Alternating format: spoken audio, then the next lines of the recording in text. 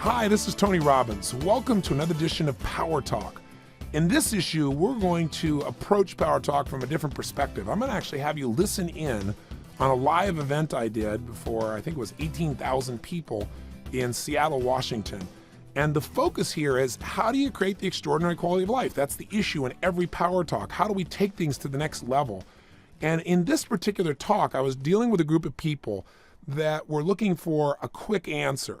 And when I was looking at this quick answer, I tried to explain to them that the ultimate answer to an extraordinary quality of life is really understanding that the people who have what they want in their life are not people who don't have tragedies or don't have pain. It's the people that have learned to control the meaning of what's happened in their life. You know, so often my original teacher, Jim Rohn, taught me that it's not what happens in our lives, but it's what we do with it that changes our lives. Well, what we do with something, what action we take or fail to take, is based on the meaning we attach to something. Most of us live our lives such that if something happens outside of our control, something significant at least, very often we think that's a reason why we can't have what we deserve. We live in a world that has taught us to be in control of so much that when we feel out of control at any moment in time of events or situations, very often we lose the very power that could cause us to achieve what we really want, which is the mastery of meaning. Or another way of describing is the mastery of our own psychology. And what I'm going to talk about in this issue are the standards that separate people's lives. You know, I've had the great privilege of working with some of the greatest achievers in politics and business and sports and entertainment throughout the world over these last 25 years. And in doing so, I've noticed that there's a pattern that the greats have. I don't care if it's the Michael Jordans or if it's the Tiger Woods or the Oprah Winfreys or the Bill Gates of the world. Whether you like somebody or not, the people that are the best in the world have certain things that they approach life with differently than the average person. And they aren't huge differences, but they're the differences that make the difference. So listen and enjoy, and I'll come back on at the end and share with you just a real simple set of changes you can make, an assignment or two to move yourself forward. Because the idea of these Power Talks is not just to give you more understanding, but every time we hear an idea, maybe languaged a little different way, or maybe we're in a different emotional state, we have a chance to move ourselves forward if we take some form of action. So at the end of the tape, be sure to stick with me and I'll give you an assignment to move yourself forward and get that additional level of quality in your life that you truly deserve. So please join me now live in Seattle, Washington for our mega event on what creates an extraordinary life.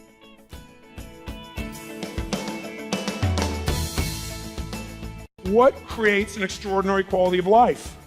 Does money do it? Do you know people who have lots of money are still not fulfilled, yes or no? Absolutely, people have tons of money that kill themselves. Does having a great relationship guarantee you'll be happy, yes or no? Can somebody love you and you still not feel loved because you don't love yourself? Absolutely. Does having a great job guarantee a great quality of life? No. Does living in a great city guarantee a great quality of life? Absolutely not. The only thing that guarantees a great quality of life is a great psychology, a great mindset, because here's life. We can't control the events, right? But we can control what they mean to us. And that's where all of life is controlled and shaped for the better or for the worse. How you feel right now today, whether you feel depressed, excited, happy, whether you're looking at me going, who is this idiot with these big teeth? I've seen him sometime between the spray-on hair and the haircut thing. I know he's in there somewhere.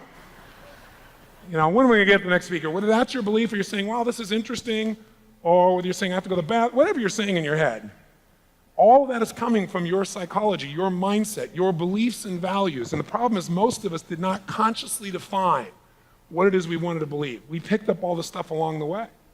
And what's happened is it now controls us. It's the prison which our entire life is filtered through. And so what we want to maybe do today is start to look at what some of those are that empower us so we can use more of that. And maybe look at some of the things we know disempower us, but we haven't really changed, and maybe make some real decisions today. Because the meaning is everything. I mean, I see people all the time who are depressed and they got everything on earth to be happy about. I coach people, and I have a group of people that I've coached for many years now, who pay me $1 million a year to coach them. And I don't tell that to impress you. I tell you to impress upon you that they perceive great value. It's not about positive thinking or pumping them up. What they want is strategy. For example, one man made $500 million in one day in the stock market. He's a top financial trader in the world, one of them. And then he lost money for 3 years. So he tried everything, and then Pat Riley, who's a friend of mine, said, you got to work with Tony. It's not positive thinking. He'll turn you around, and I did from day one. But I got to tell you, when I came to see this man, here's a guy that's a multi-billionaire, made $500 million in a day. Now, you can't live on that, but it's a good start. And he's depressed, frustrated, overwhelmed, hurt, sad. And then you find somebody else who, I met a man recently, I received an award, and he came up to get an award right after me at this particular function, and I didn't understand what the award was for until afterwards. The award is because he said they ran 100 meters in less than 12 seconds, and I thought, well, that's faster than me, but that's not that fast, right? But then I found out that he has no legs. He's running and walking on artificial legs. And this guy is one of the happiest people you meet in your lifetime. You know, I went to a health spa recently, and I was sitting there in the jacuzzi, a bunch of people, and there's this one lady there who was like the life of the party, and I love to find out people's psychology because I'm learning from everyone all the time. The greatest gift we have is each other. And so I asked her, I said, you seem such a happy person. Why are you so happy? She says, because every day of my life's a gift. And I said, what made you decide to come to the spa? She said, because I have a brain tumor. I said, what? She said, I have a brain tumor. They tell me I'm going to die in the next 6 to 8 weeks. And she said, so I came here not just to get fit, but to do everything I could to make myself healthy. I said, I would never know it in a million years. She goes, don't worry, I'm not in denial. She said, I just figured, what good does it do to indulge? I can't control how long I'm going to live. All I can do is influence it. And I'm going to do everything I can to influence for the better. She says, and it's not how long you live, it's how you live. And I thought, man, I'm sitting across this woman who's such an inspiration, okay? Whether you're happy or sad, whether you're excited or not, has nothing to do with your life, my friends. It has everything to do with the meaning you're attaching to your life. So let me tell you how you change the meaning. 2 ways that you control the meaning fast and rapidly. Number 1 is the way you use your body, as I mentioned earlier. And I want to say this again because I want you to get, you can't just get this as a thought in your head. You've got to make this a habit in your body. Like, how do you build a muscle? I used to think if you exercise, you build muscle. That's not true. When you exercise, you maintain muscle. If you don't exercise, you lose muscle. The average American gains 1 pound of fat per year and loses a pound of muscle. So very often their weight stays stable, but the actual physical fitness of their body is going down every single year. The point of the matter is, you got to exercise just to stay even. To build muscle, like if I want to build my bicep, what I got to do is I got to lift weights that are incredibly difficult. To build muscle, you have to push through what it seems like incredible resistance. You have to push through what is uncomfortable to get growth. And unless you do something that's uncomfortable, you're not going to grow. But what's really wonderful is if you do curls, let's say, with a weight, and I pick a really heavy weight, let's say I'm going to do 10 curls. Which one of those 10 curls do I want to do the least out of those 10? Which one? Number 10. Which one gives you all the growth? No, number 11. That's right, because it's the people who do more than's expected that always get all the rewards. It's when you just hate to do it and you make yourself do it, bam! And by demand, your muscles get stronger, and now what used to be hard to do gets easy. Now, why is that important? Because it's true of emotional muscles. Faith unused dwindles. Passion that is not engaged does not get stronger, it wanes. Love that you don't embrace does not grow, it dies. And what you have to do, though, is love, have faith, embrace those things in your life when you don't want to do it. That's when you build the muscle that makes it so you can handle anything in life. Because I got news for you. You're going to leave here today, and you're going to go out and deal with all kinds of stuff in the next weeks, months, and years, and you're going to deal with a lot of horrible things in your life. So let's be real, you're going to, but the difference is, people say, God, I wish it was so much easier. No, don't wish it was easier, wish you were better.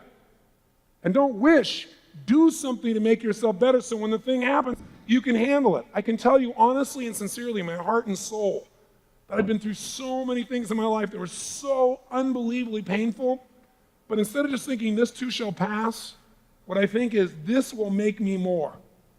Because by finding a way through this, around it, over it, by finding a way to use this unbelievable problem or challenge, then what happens for me is my muscles get so strong, my emotional, my spiritual, my psychological muscles. So next time something happens, it's not that I don't feel it, it's just like, wham, and they go, wow, how is he so strong and positive and stuff?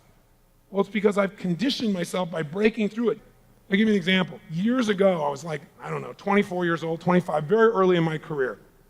I remember I did a seminar in Boston, in downtown Boston, and I finished the thing about midnight, and I went for a walk just to kind of let go, and I was walking through Copley Square. How many have been there? Know what I'm talking about?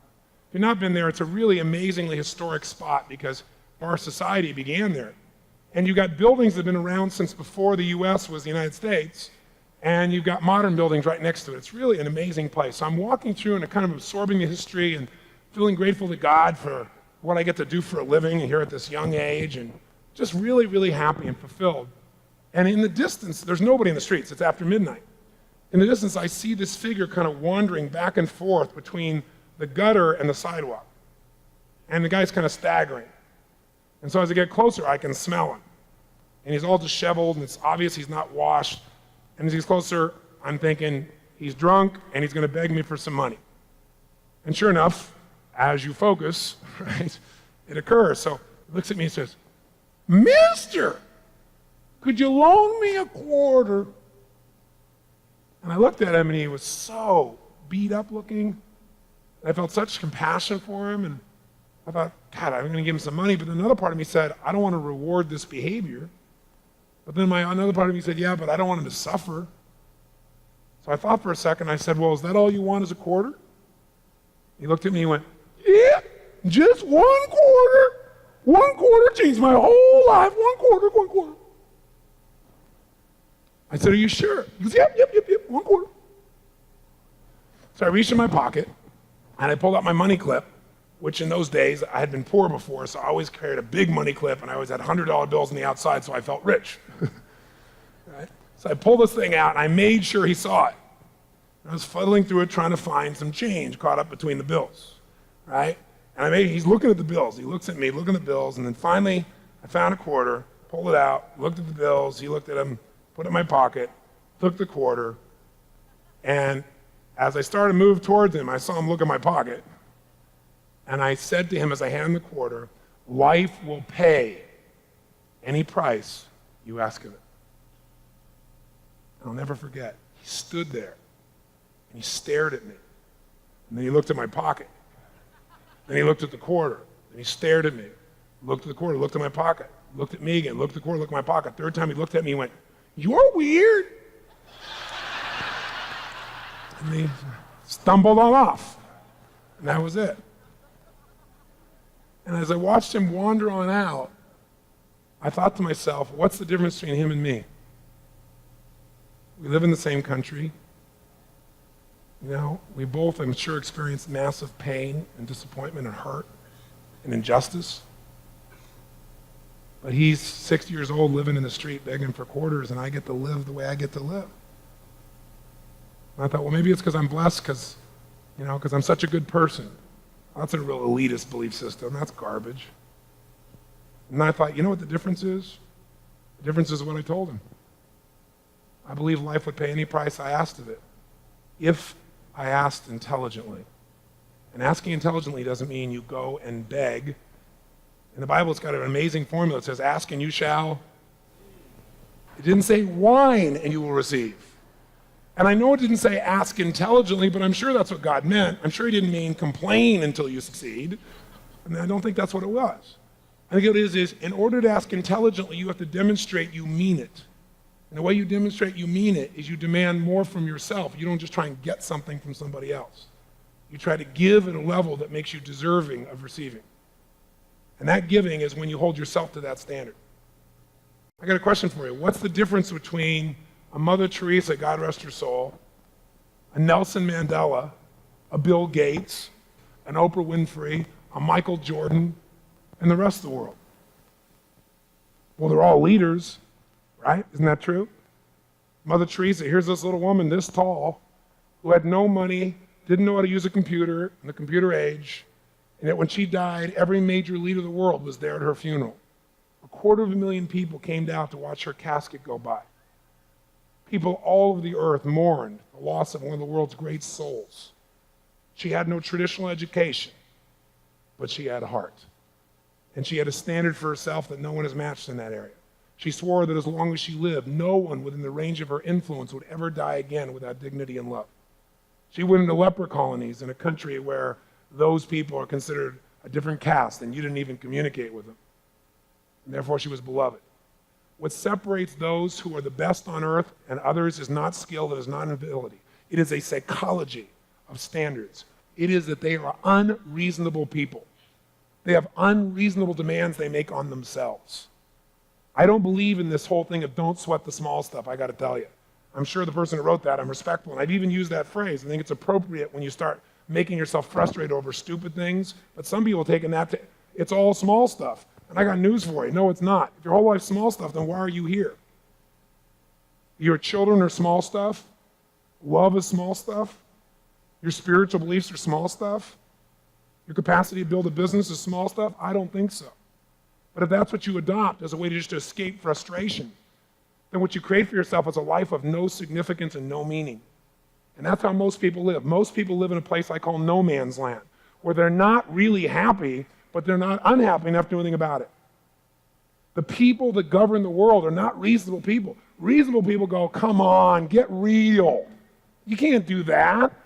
No one's going to believe in that. No one's going to do that. No one's going to listen to that. Give me a break. Stop this stupid thinking. That's been told to everybody from Edison to Einstein, from Bezos, right, to Gates. Anyone who's had an idea, they've all been seen as crazy.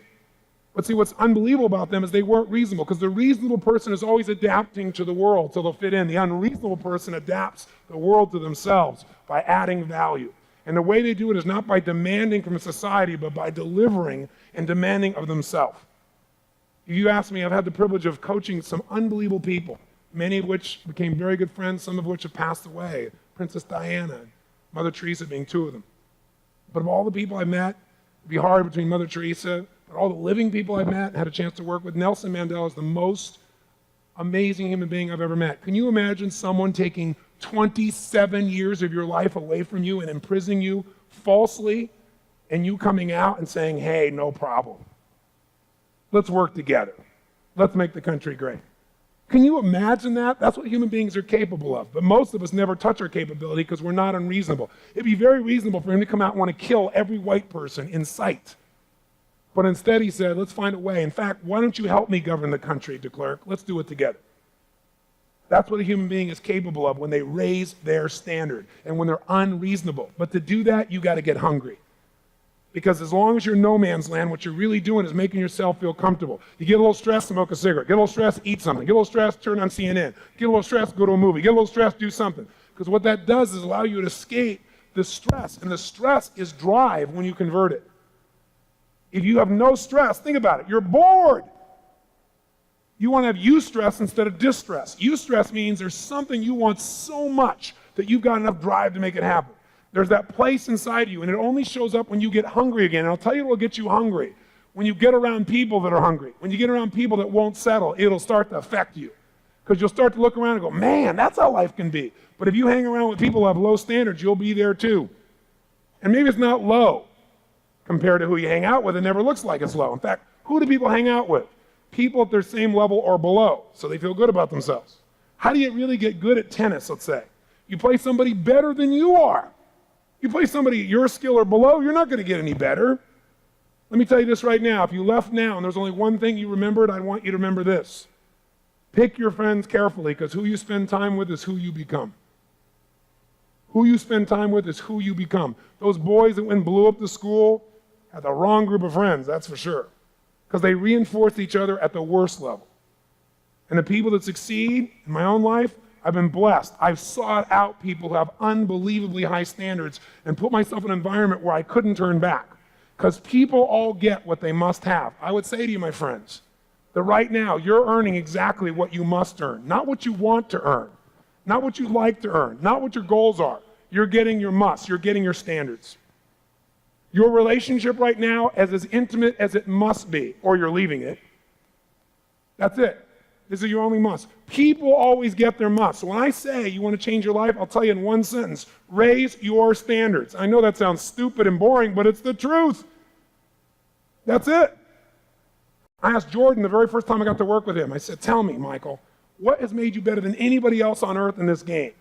Is it skill? Is it ability? Is it God-given talent? What is it? And he looked at me and said, Tony, he said, I appreciate the compliment. He said, I think I can tell you the truth and you're not going to question it. I'm not saying I don't have a ton of skill. I do. He said, but it is all, every bit of it is standards. He said, every day I demand more from myself than anybody can expect of me. I don't compete with anyone but my ultimate ability, and I don't wait for someone else to raise my standard. When I walk on that court, my standard is I own it. And he said, I didn't have the skill in the beginning. He said, I got cut from my high school basketball team. I didn't make it my sophomore year.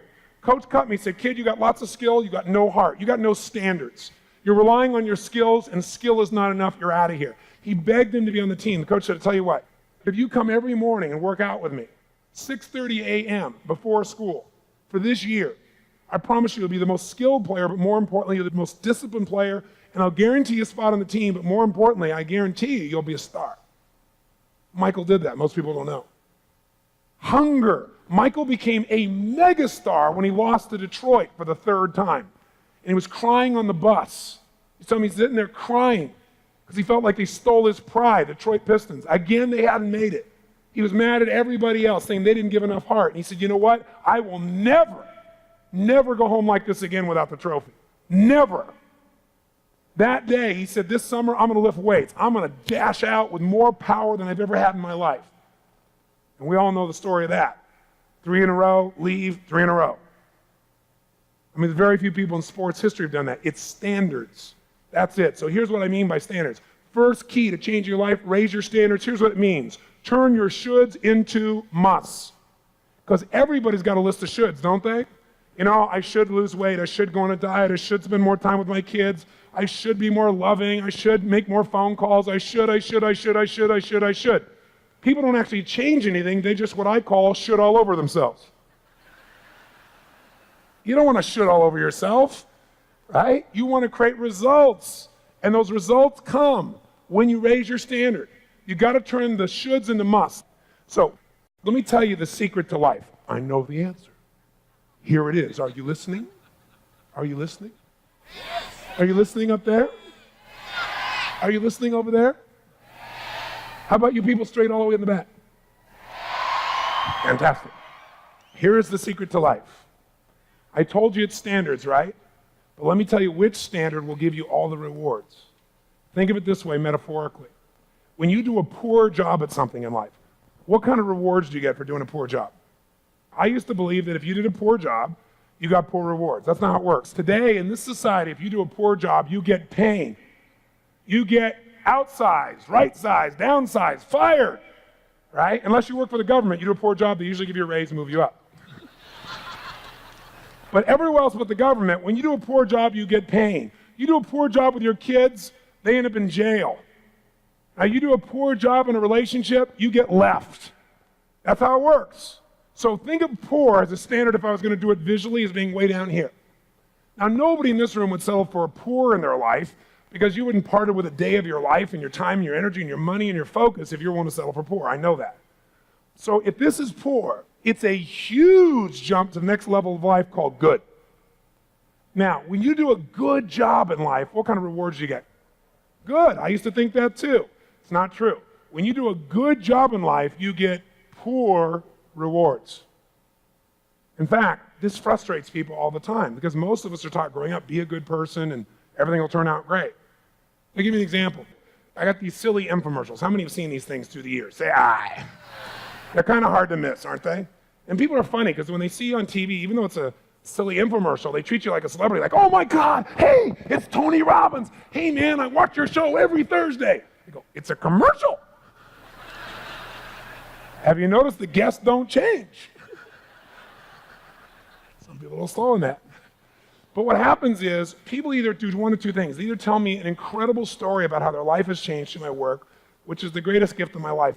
But the other thing they do is sometimes they ask me a question, and the one that breaks my heart is somebody will come to me and they'll say, Mr. Robbins, they'll be really sincere, not somebody just messing around, and they'll say, you know, can I ask you a question? I said, sure.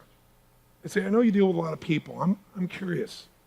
Can you tell me? And they get teary-eyed or emotional, and they'll say something like, I'm really a good man. How come my wife left me? I'm really a good woman. How come my husband left me? Or I'm really a good parent. I love my kid. How come he's on cocaine? Or I'm really a good worker. How come they laid me off? And it's heartbreaking because I know the answer, but to tell them the answer would sound flippant. It's because you're good. Because when you do a good job, you get poor rewards. So I don't ever usually tell people that, but it's the truth. And you know what? You may say, that sounds horrible. The best study of life is how it is, not how you wish it should be. You know, I don't like gravity. I'm just going to step right off here. Well, that's fine. If you don't like it, it's still, you're going to have to live it, right?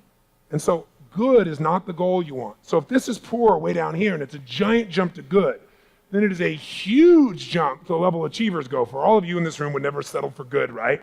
All of you achievers in this room, you're out there trying to make it happen at the next level. You're all going for excellence. How many are committed to excellence? Say aye. And when you are really excellent at something, what kind of rewards do you get? Good. How many have ever done this? How many have ever really achieved a goal? I mean, you worked hard and you really, really achieved an excellent goal, and afterwards you felt like, is this all there is? How many have ever had that experience? Say aye. You know why? Because you were excellent.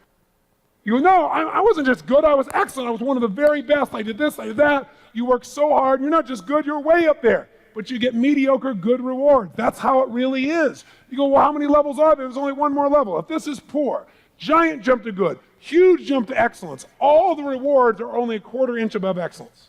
All of them. They're for the people that don't give up and don't settle for excellence. It's just a little bit higher, and it's a level called outstanding. When you are outstanding, when you stand out from all the rest, you get all the rewards, all of them. And it's totally unfair, and I love it. It's totally unfair. Let me tell you why I love it, because it's like life. Life is unfair, isn't it? Now, why would we as a culture, and it's not just us as a culture, it's around the world, why have we set up the system where we reward people who are outstanding massively disproportionately to achievers who are excellent? I mean, think about it. You know, you look at a sports star who makes $100 million for a couple of years, 3, 4, 5 years, and a school teacher makes $38,000 a year. But you know what's interesting? Whether they use it properly or not doesn't matter. That person has more influence because they generate more people's jobs, opportunities, and behaviors. More people were employed by Michael Jordan in Chicago than almost any single person because of what he brought to that city. So he was worth it. Fortunately, in Michael's case, he used his influence in a positive way for most of society. He really wanted to serve and work to make a difference as well, not just go off and take care of himself. So he was one of those unique heroes that really did both. But he was outstanding, and he was rewarded disproportionately to anybody else. You know what's interesting? The difference between outstanding and excellent is just a tiny thing. In a horse race, it's a millisecond. The winner of the horse race gets everything. Number 2 gets a little, number 3 gets nothing. Or better yet, the Olympics. How many of you, first of all, how do you get to the Olympics? Can you get to the Olympics by being good, yes or no? No way. Can you get to the Olympics by being excellent? You cannot get to the Olympics by being excellent. You got to be totally what? Outstanding is the only way you get there. And if you get the Olympics and you're totally outstanding, you stand out from all the rest, 6 billion people on the planet take 2 weeks to watch you and marvel. Because everyone wants that, because everybody has that somewhere, and seeing it in someone else tends to stimulate it. The reason we as a worldwide culture reward people at an outstanding level disproportionate is we want to get as many people there as we can, because when they get there, they raise the standard for the rest of us. Think about it. Edison, corny example. Why aren't we smelling smoke right now? Because we got lights. Where do those lights come from? Somebody who was so outstanding. He had to go through all the frustration, all the rejection, all the things that usually stop people. 10,000 experiments before he finally created the incandescent bulb. And now we have the benefit. Because he was outstanding, we all benefit. Every 4 years in the Olympics, every 4 years, we think human beings have run the fastest they can run, jumped the highest they can jump, thrown the furthest they can throw, and every 4 years they do more. How is that humanly possible? Remember when a 4-minute mile was impossible 4,000 years? All that was changed is one man raised his what? Standard. He didn't make it a should, he made it a total what? And he changed his beliefs. And the way he did that was by rehearsing it in his head so many times till he believed it. Here's what's interesting. Within 3 years of his running that 4-minute mile, 31 other people ran a 4-minute mile. We could always do it. We just needed somebody outstanding to lead the pace and show us what's possible. And by the way, what are the rewards for those outstanding people? Think about it. Did you see the opening to the Olympics in Atlanta? How many saw it at least on television? Say aye. Did you see the guy that came out who was like 87 years old? He's the oldest living gold medalist. And what is this guy? He walks out on the field and he gets a standing ovation from 100,000 people. The president cried. Why are they applauding this man? They don't even know who he is. But they're emotional. You know why? Because they know he was outstanding 75 years ago. That's pretty amazing. Think about it. Even amongst the outstanding, some are more outstanding than others. 10 people run a race in the Olympics. One person takes first place. They stand out by a hair, by a millisecond, just by the tiniest amount. Are they rewarded equally to the other people? No way. What do we give the person who stands out in first place? What do we give him? Quick. The gold. What else do we give him? Endorsements. No, we do give endorsements. We make them a hero for life, something you cannot buy with any amount of money. Bill Gates can't be a hero unless he earns it. Doesn't matter how much money he has. You got to be a hero, and to be a hero, you got to do something that's so unselfish and outstanding, or be so outstanding in what you give. And that's what these people get. What do we give the second person, by the way? Silver. What do we give the third person? What do we give the fourth person? Nothing. Nada. Squat. And check this out. They're the fourth fastest human on earth, and they get nothing except the memory they were there. That's a little scary, isn't it? Go, this society is brutal. But let me tell you the good news. Life is not the Olympics. Life is not sports. In sports, only one person can win. Can everybody here in this room win, yes or no? Can everybody here be an outstanding parent, yes or no? Can everybody here be an outstanding friend? An outstanding lover? You better believe it, baby. Okay? Can you be outstanding? Can we all in business be outstanding and do unbelievably well and push the economy to another level, yes or no? Absolutely we can. There is no limit in real life. It's not a sport. Now let me tell you, you say, but I don't know if I have the skill to be outstanding. Outstanding is almost never skill. There are plenty of people with so much skill and they can't fight their way to have a paper bag. It's standards, my friends. It's standards. I give you a good example. Carrie Strug. Do you remember? How many saw Carrie Strug at the Olympics? Come on. So here's this little girl. What happens? It was like a movie, wasn't it? The Americans are finally going to beat the Russians. We haven't beat them even when the USSR, we always got beat. And so there's frustration. We're finally going to win. And then what happens? Right on the verge of winning, she does it right to her ankle. And the announcer is an American guy, and he doesn't even hide his disappointment. Oh my God! He goes berserk. I can't even believe. Once again, the Americans have managed to sabotage it. Once again, the Russians are going to beat us. He just starts to lose it. And the other guy's going, looking at her, and his big comment is, that's gotta hurt, Bob. That must be why you get the big bucks for comments like, that's gotta hurt, right? So, and they're talking depressed, and they're beating up the Americans, and later, it's like a Rocky movie. It's like somebody rang that bell, ding, ding, and Rocky gets out of bed, right? They go, it's like, what is it? Bob, look over there. I think she's trying to get up. Oh, no way. There's no way. No, I really think she's going to. Oh, my God, I think she's going to do it. And she gets up there, right? And you could just feel it, couldn't you? Tingles in the back of your neck. You watch this little girl grimace and get up there and with total heart and soul somehow get herself up there, and you go, she's walking like this. She can't run and vault, right? And she gets in there, and all of a sudden you watch her go into state. Didn't you? Boom. And she somehow went bam, bam, bam, boom, came down, wham, like this, and then went, and pulled her leg up, right? Remember that? And in that second, everybody watching knew she'd won. And you felt chills. How many of you were moved emotionally? How many of you cried? Come on, raise your hand. I know. Come on, some of you guys cried. Come on, raise your hand. I know you did. How many of you were moved emotionally, honestly? Say I. Why were you moved? Why did you cry? Why did you get those tingles? I'll tell you what. Because you recognized the part of yourself in that moment. You recognized it wasn't skill, it was heart.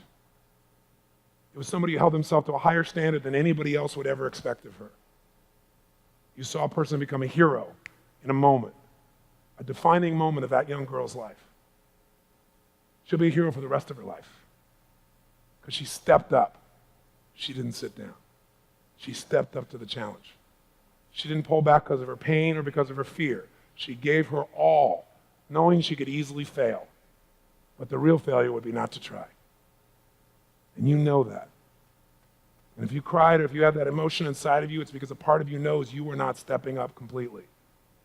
There's a part of you that's outstanding that is not being fully embodied. You say, oh yeah, but I'm nothing special. That's a slap in the face of your Creator. Because there's nothing like you that's ever been created. There's nothing on earth that doesn't have a purpose. Nothing. Including you and I. And maybe yours is to create a special garden, or raise a special child, or care for a special friend, or write a special song, or hug somebody in a special way. But life is not worth living if it doesn't have meaning, and it doesn't have meaning unless you give your all. And today's a chance for you to decide how you want to live. Because whatever reason you thought you came here for, I'd be willing to bet there's another reason why you're here. It's all about standards. It's all about decisions. And if you decide to play at a different level when you leave here, it won't be because of some stupid Tony Robbins guy or 50 other speakers. It's because you were drawn to an environment in which it was time for you to call yourself to the next level so you could have the fulfillment and pride that comes from giving your all. Because people talk so much about self-esteem these days, I can't stand it. Oh, I don't have any self-esteem because my mother always said. So did mine. I just didn't listen. You didn't listen to them most of the time.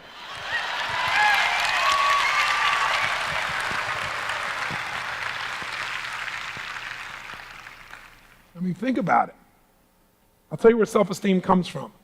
Having esteem for yourself only occurs when you put yourself on the line and you do something that's incredibly difficult on a regular basis. That's where pride comes from. Not ego, pride, something that's earned. And I have so many people who say they have no self-esteem. It's because they never make themselves do anything. Because we lie to ourselves. You know how you kill your hunger? Lie to yourself. Say, well, I'm a little bit robust. No, you're fat. I used to say that. I used to go, I'm big boned. Big boned? My butt was bigger than Chicago. That's what I was. But when you lie to yourself, when you don't tell yourself the truth, you have no hunger to change it. And I got to tell you something. Discomfort is your friend. Because discomfort may move you to actually go for the life you deserve. And a life that is successful but is not fulfilled is not a life you want.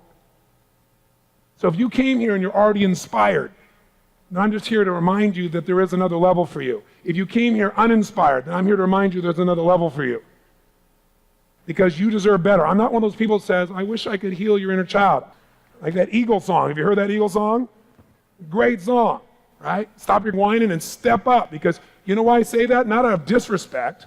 Because I'm only saying this because I've had to do it to myself so many times. I'm not doing it like I'm better than you. I'm just some guy, but I care. And I know you do too, or you wouldn't be here. So now it's your time to have a defining moment or not. The truth is, even if you don't have a defining moment, that's one too. Because when will somebody have another conversation like this with you? How often will someone be totally sincere, not be doing it to try to get you to do something for them, but to get you to do it for you? How often will you have that kind of conversation in your life? Conversation doesn't change lives, decisions do. If you decide, you can have what you want.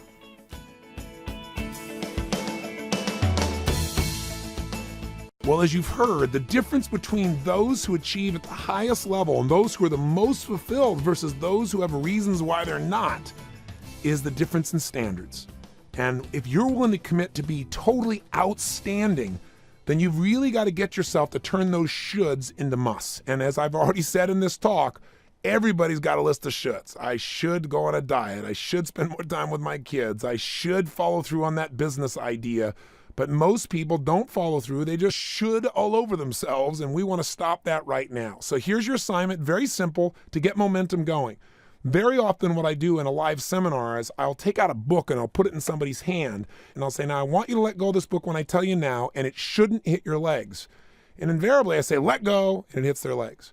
And then I take out a giant squirt gun, and I put it to the guy or lady's head, and I say, now, when I say let go, if this hits your legs, I'm going to blow your brains out. Let go. And invariably, they find a multitude of other ways to make certain that this doesn't hit their legs. And I can do it 5 or 6 times and take away all their options, and they still go figure out how to not have it hit their legs.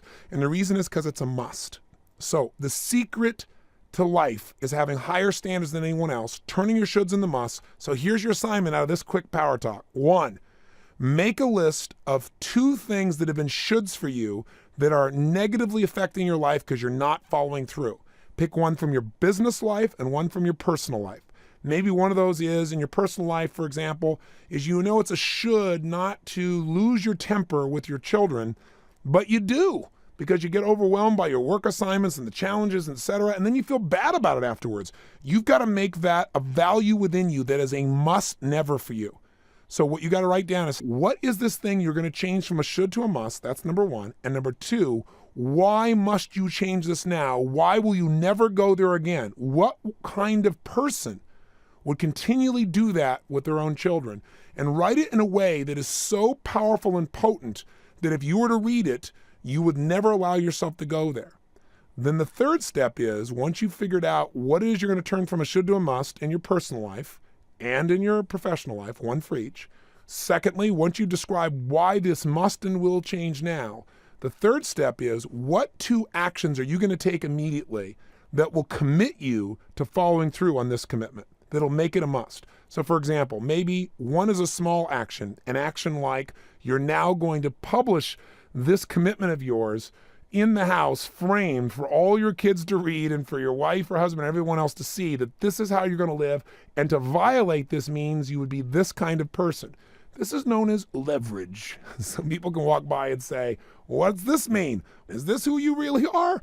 If you put that kind of leverage in, you're going to follow through, and it's not going to be a should anymore. It's going to be a must for you, because you know this is your standard and you've committed to everyone. If there was an action like you wanted to stop overeating, maybe one of those action steps is you're going to write down that tonight when you go home, you're not going to talk about going on a diet. You're going to go through the entire house and you're going to rip out everything out of your refrigerators, your freezers, out of your cupboards that you know cannot be a part of your diet, that it's just crazy and insane, and having it there is just tempting you. You're going to take all this food and flush it down the toilet while you stand above the commode in a peak state, playing the music of "We Are the Champions of the World." I don't know, whatever it takes to commit an act that gets you to follow through and turns the should into a must by changing the environment in which you're living, or the commitment you're making, not just to yourself, but to others, so that you follow through.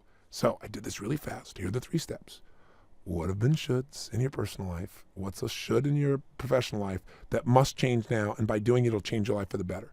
2, why is it a must for you to change? What would it destroy if you don't change it? What will you gain by changing it?